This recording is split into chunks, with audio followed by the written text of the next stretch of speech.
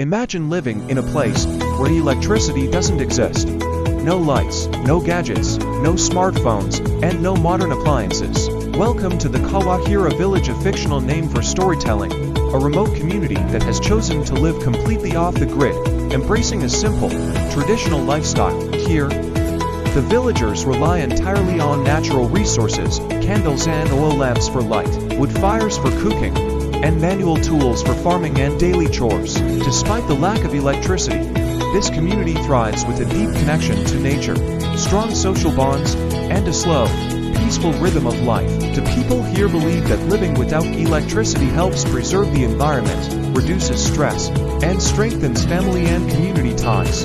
Their days are marked by sunrise and sunset, guided by nature's cycles instead of clocks or screens.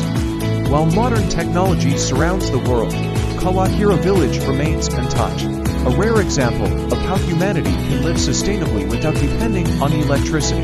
In this video, we explore their daily lives, traditions, and the reasons behind their choice to reject modern power. Is this lifestyle a glimpse of a simpler, more balanced future, or a fading remnant of the past?